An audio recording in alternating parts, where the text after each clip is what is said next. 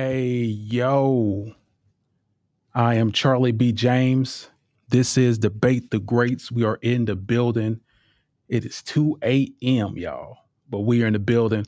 We got to do this redo because technical difficulties, but I am here. I was about to say something, but I'm here and we about to do this show. So, um, Debate the Greats is in the building, y'all. Thank you. Thank you. Thank you.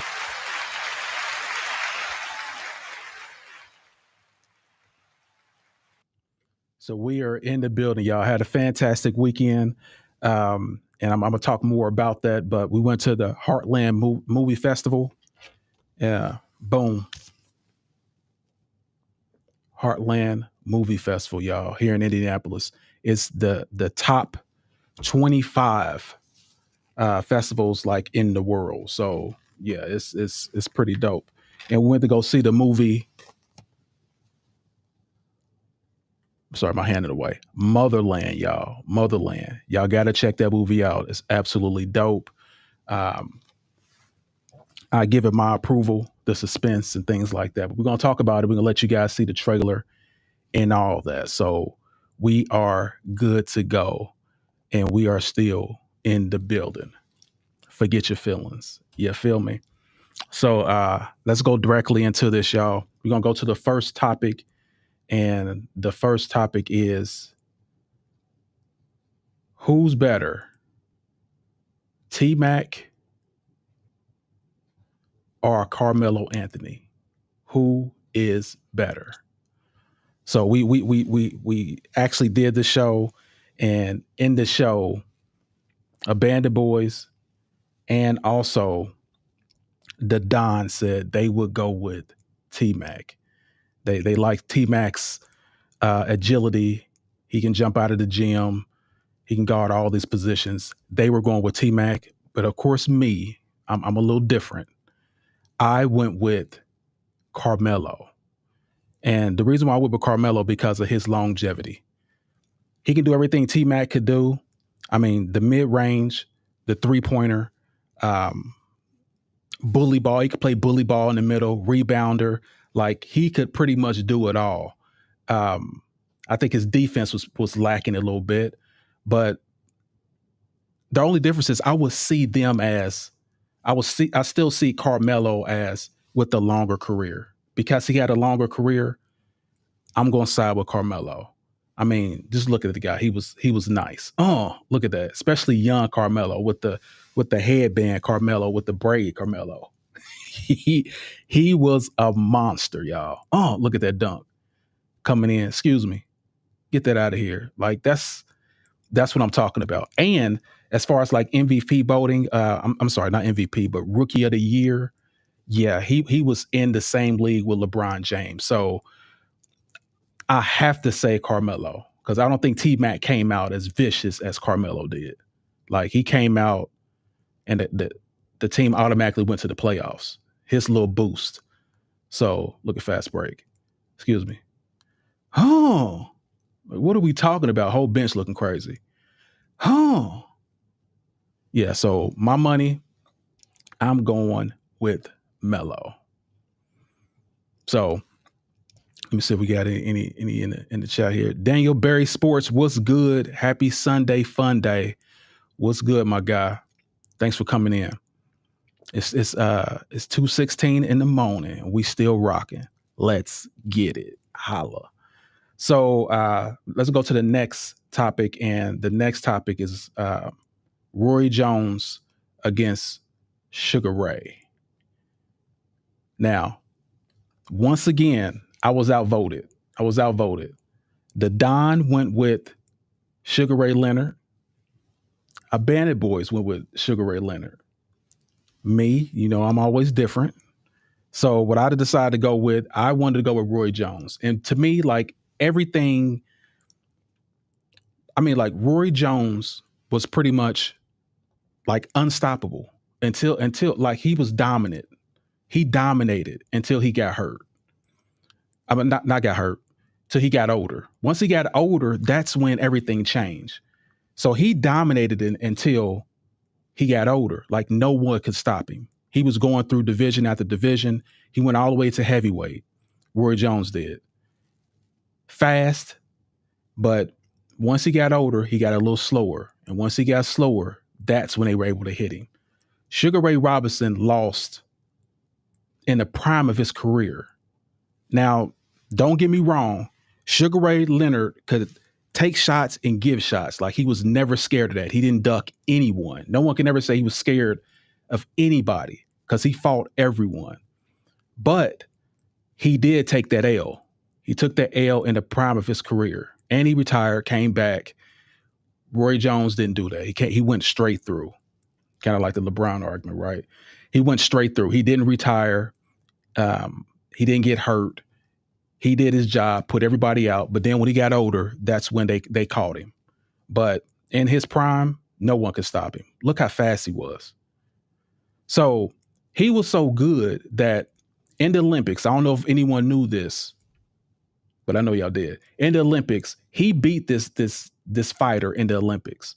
But the country that he fought, I think it was China or Korea, one of them. But he was supposed to win by the decision. Like he whooped the guy. And everyone was saying in the US, like, yeah, he killed him. Everyone that saw the fight said, yeah, Roy Jones did his thing. But the judges said no. And they were biased to their Korean champion or Chinese champion. I can't forget which one. But what made it so dope is 30 years later, the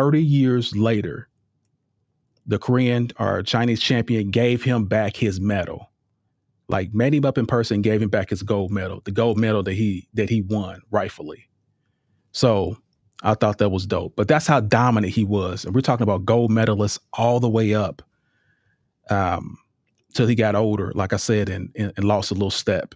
But to me, it's always Roy Jones. Guy was incredible. So let's go to the next topic. And the next topic is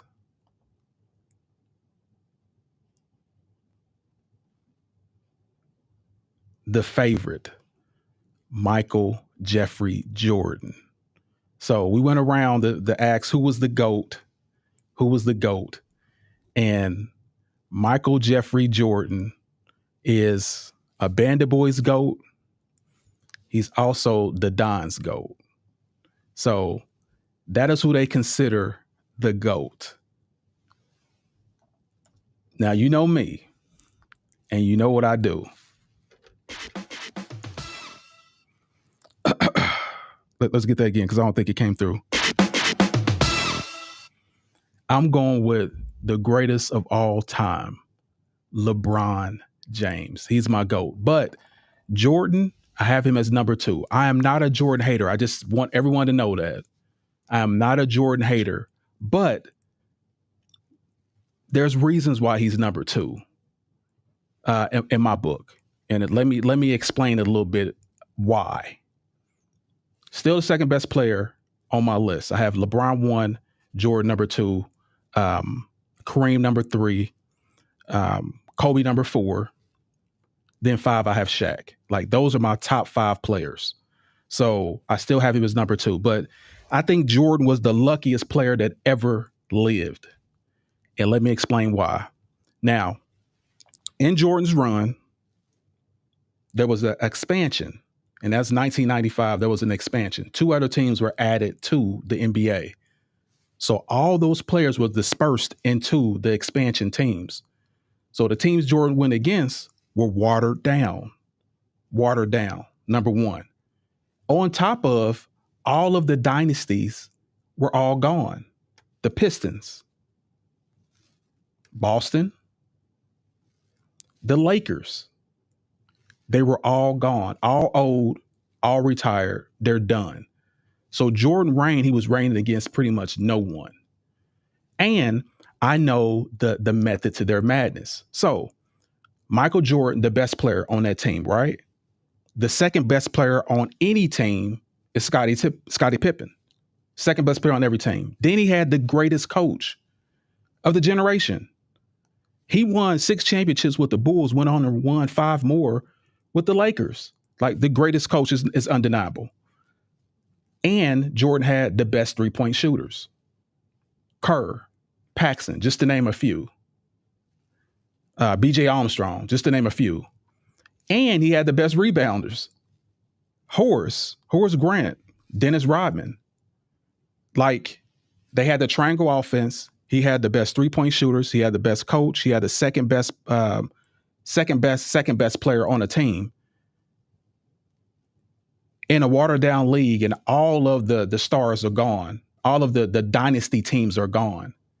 That's why he won the way he won. Like it's he was the luckiest player to ever live to me, because he really had no rival, and it made it look like he was above everybody, which he was compared to the people that were playing. But all the great guys were gone. Bird, Magic, Isaiah was old and hurt by then. He really had no competition. So, and then on top of that, Jordan was favored to win every championship except one. Now you can't say the same thing for LeBron. LeBron was not favored to win most of his championships. Jordan was favored to win more than not. And because of that,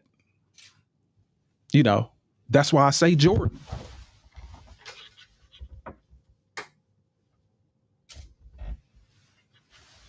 That's why I say Jordan was extremely lucky. That's why I say he was extremely lucky. But the second best player to me, he's absolutely dope. His athletic ability, the way he stayed in the air, nimble in the air, crazy shots. Yeah, he was nice, but he was also the luckiest. I will say that. So yeah, that's Michael Jordan and the things that he done. So the next topic we're going to go with the Dallas Wings. So we're doing our thing as far as like the WNBA. The WNBA, we're trying to figure out who's the best looking person, the best looking woman in the WNBA, just to shine some light on the WNBA. So I'm gonna pull up the lady that we voted, because we voted. I don't want to go through this again as far as like going through each individual lady, but I do want y'all to see who it is that we did vote from the team. Let's see. There we go, roster. So we voted Diamond as the best looking player on this team. It was a close vote between Diamond, and that's Diamond right there. It was a close vote between Diamond. Yeah, I think her name is Taisha or something, but last name Harris. It was between those two. So we decided to go with Diamond, and she's moving on to the next round.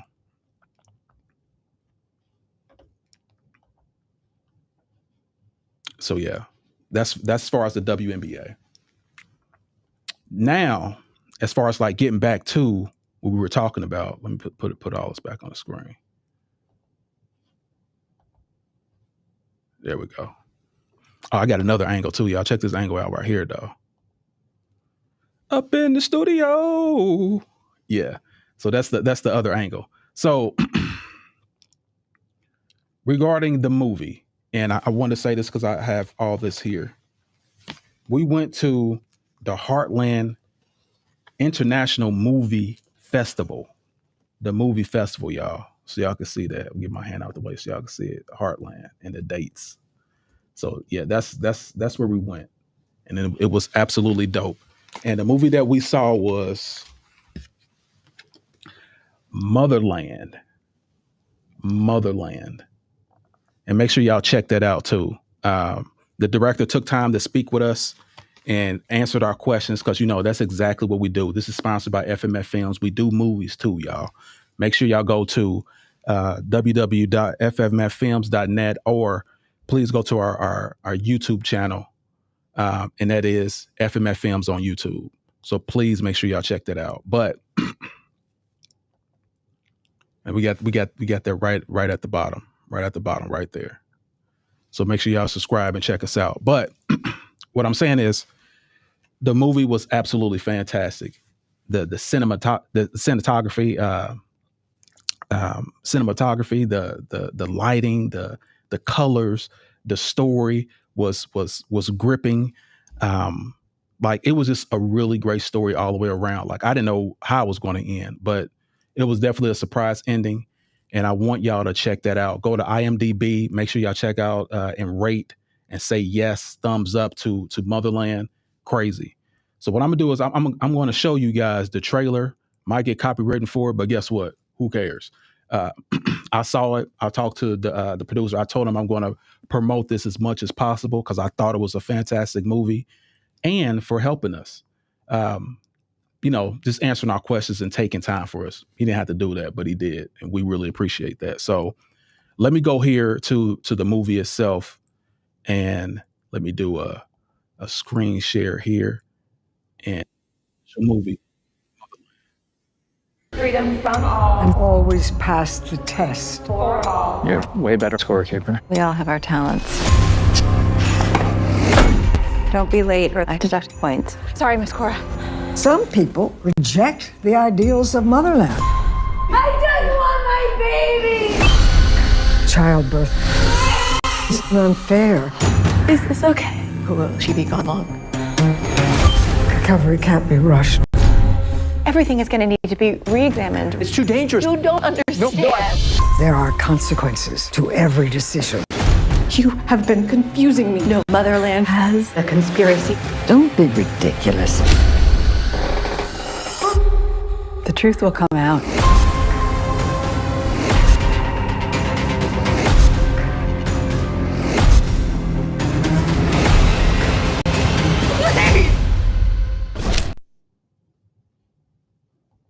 Absolutely dope. Absolutely dope, y'all. It was awesome. The movie itself was absolutely awesome. So make sure y'all check that out. And want to go back on one more time and just talk about the Michael Jordan thing. I have to go on again to let y'all know that he is, like I said, he is number 2 on my list. One of the greatest basketball players to ever live. But I'm going to reiterate a couple things. He joined, like in the middle of his run, there was an expansion. The NBA added 2 more teams. So the teams that he was going against, the competitors that he was going against, were spread out. So he was going against weaker competition. And he already had a stacked team. On top of that, he was going up to the office and letting the league know, the Pistons are roughing me up. And if y'all want to see these dunks, y'all want to make some money, y'all want to see these highlights, make sure they stop roughing me up. And that's when the league went softer. It didn't go softer because later they wanted to display Jordan's dunks. And he was the only person there. Now, one thing that I did miss and I didn't say, he was 1-9 in the playoffs without Scottie Pippen. That's before Scottie Pippen. That's after Scottie Pippen. 1-9 in the playoffs. In the regular season, he was under 500. Never went over 500 without Scottie Pippen. Before him and after him. Jordan had the second best player on the team, which is Scottie Pippen. Of course, he was the greatest player of that time. He had the greatest coach. He had the best three-point shooters, Kerr, Paxson, B.J. Armstrong. He had the best rebounders, Horace Grant, Dennis Rodman. The dude had a stacked team. So he was the KD Warriors of his generation. And he had no competition. So that will make anybody look great. Jordan never had the rebound. He never led the team in assists. He never led the team in steals. He let all the other guys do the dirty work. He sat there and just shot. That was his job. I'm just going to shoot the ball. I'm going to shoot the ball. That's all I got to do. LeBron never had that. LeBron did it all. LeBron went against KD's Warriors. In both series, as far as the players, he led in points, rebounds, steals, and assists.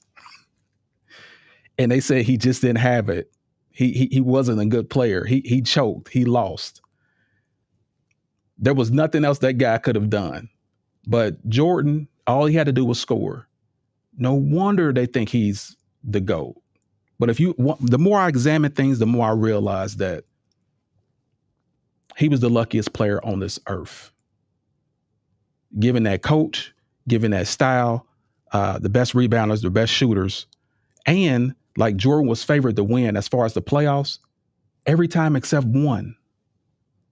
LeBron was favored to lose more than he was to win because he was so good. He took terrible teams to the finals. Like, this is the difference between greatness and someone that was elevated because there was no one else there. LeBron James is the GOAT. I mean, there's pretty much no debate about it.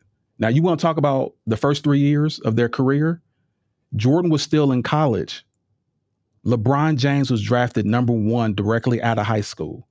Jordan had to go to college for 3 years and still was drafted number 3. After 3 years of college, he still was drafted number 3.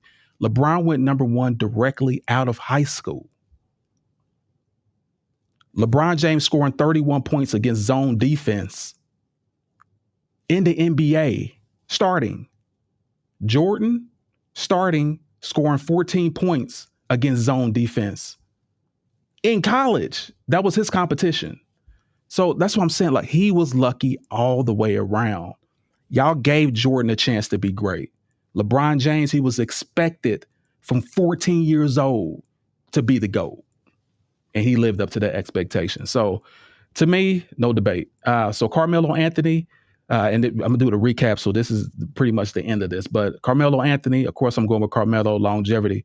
I'm going with Roy Jones because longevity. The Wings, congratulations to Dallas. Motherland movie, absolutely fantastic. I know y'all gonna love it. And thank me later. I'll accept your thank yous later. You know what I'm saying? So, but trust me, it's a good movie. Check it out. And y'all, that's pretty much it. Came here late, 2:34. We did this thing over, and yeah. Sorry that you guys. It was terrible. The sound was terrible, but we got it fixed and we own it. So holla at your boy. I'm always leave y'all with win the day. No matter what obstacle come your way, win the day, set goals and achieve it. And for the haters that want to hate on you, make sure you give them something to hate on. And don't ever forget, keep God first. And you guys, we are out of here. Holla at your bizzle. See you.